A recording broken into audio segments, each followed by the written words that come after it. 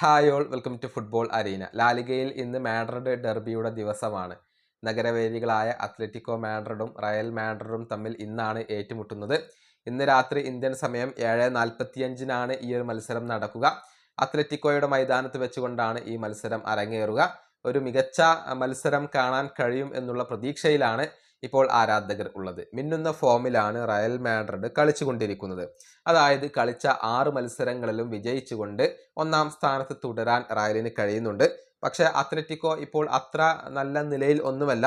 8ാം സ്ഥാനത്താണ് ഉള്ളത്. 6 മത്സരങ്ങളിൽ കേവലം 2 മത്സരങ്ങളിൽ മാത്രമാണ് അവർക്ക് വിജയിക്കാൻ കഴിഞ്ഞിട്ടുള്ളത്. 9 പോയിന്റ് മാത്രമാണ് അവർക്കുള്ളത്. പക്ഷേ ഈ കണക്കുകളിൽ ഒന്നും കാര്യമില്ല എന്ന കാര്യം അത്ലറ്റിക്കോയുടെ പരിശീലകനായ ഡിയേഗോ സിമിയോണി പറഞ്ഞിട്ടുണ്ട്.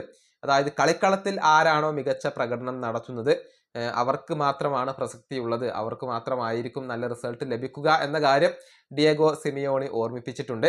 അദ്ദേഹത്തിന്റെ വാക്കുകൾ ഇങ്ങനെയാണ്: റയൽ മാഡ്രിഡും ഞങ്ങളും തമ്മിൽ വലിയ വ്യത്യാസമുണ്ട് എന്നുള്ളത് ശരിയാണ്, പോയിന്റിന്റെ കാര്യത്തിൽ വലിയ വ്യത്യാസമുണ്ട് എന്നുള്ളത് ശരിയാണ്. പക്ഷെ അതിലൊന്നും വലിയ കാര്യമില്ല. കാരണം മത്സരത്തിന് മുന്നേ ഇക്കാര്യത്തിൽ യാതൊരുവിധ പ്രസക്തിയും ഇല്ല. മത്സരത്തിൽ ആരാണോ മികച്ച രൂപത്തിൽ കളിക്കുന്നത് അതിന് മാത്രമാണ് പ്രസക്തി.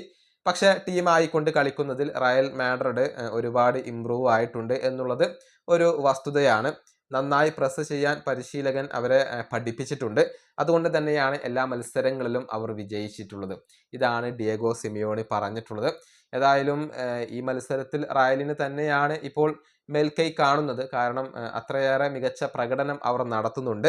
പക്ഷെ അത്ലറ്റിക്കോ മാഡ്രിഡിനെ ഒരു കാരണവശാലും നമുക്ക് എഴുതിത്തള്ളാൻ കഴിയില്ല. ഏറ്റവും ഒടുവിൽ നടന്ന മത്സരത്തിൽ റയോ വല്ലക്കാനോയെ അവർ പരാജയപ്പെടുത്തിയിരുന്നു.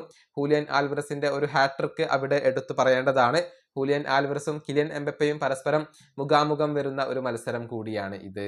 ഈ വീഡിയോയുടെ അവസാനിപ്പിക്കുന്നു. അടുത്തൊരു വീഡിയോയിൽ കാണാം.